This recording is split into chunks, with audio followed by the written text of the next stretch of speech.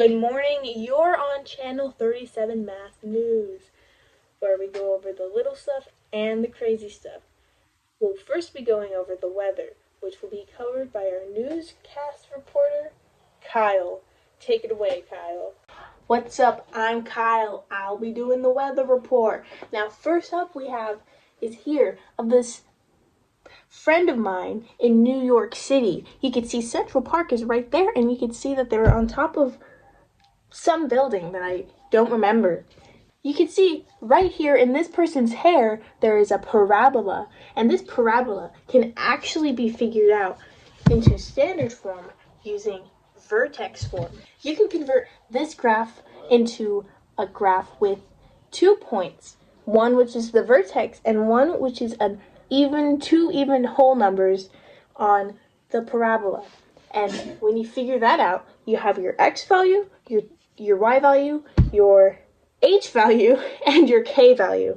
And all of these values are in vertex form, which is here, which is y. I'll read it to you. Y equals a parentheses x minus h squared plus k. Once you have that, you can plug each number in, and then you can find the a value, which happens to be a equals a negative 1/2. And you can actually tell it's negative because the parabola goes down. Isn't that very interesting? Do you think that's interesting? Anyway, once you have vertex form, you can go then convert from vertex form all the way to standard form. And this is because what I like to use, the FOIL method. The FOIL method works best because once you have the two parentheses out, you can then simplify it and then put it all back together into standard form.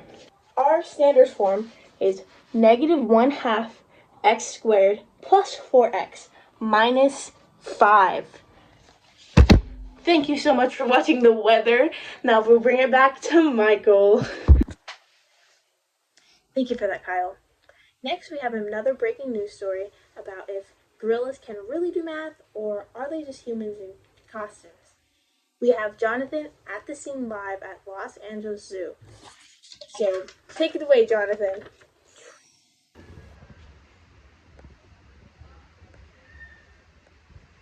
Thank you, Michael. Today we're at the Los Angeles Zoo with the orangutans in the background, which are unlike the gorilla in the picture with the vertex form or with the graph over it. It's unlike the graph. This gorilla has very unique characteristics, which actually means it can solve a parabola. And you can see that you have 3 points on this parabola. X equals 2, x equals 5, and another point, which is 4, 2. This can be shown on a graph using factored form.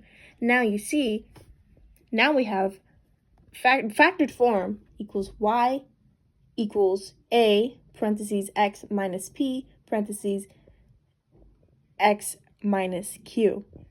You could see that on our graph we have p, q, x, and y. And then you plug those numbers back into the original factored form. And then you can finally find what a equals, which happens to be negative 1. Once you have what a equals, you can plug it all back into factored form. Now we have a factored form that can be converted very simply using the FOIL method once again to standard form. And our standard form happens to be negative x squared plus 7x minus 10. And you might be thinking, Jonathan, how could you possibly figure out if this is accurate to the actual graph? And what I did was I checked what the axis of symmetry was. The formula for the axis of symmetry is negative b over 2a.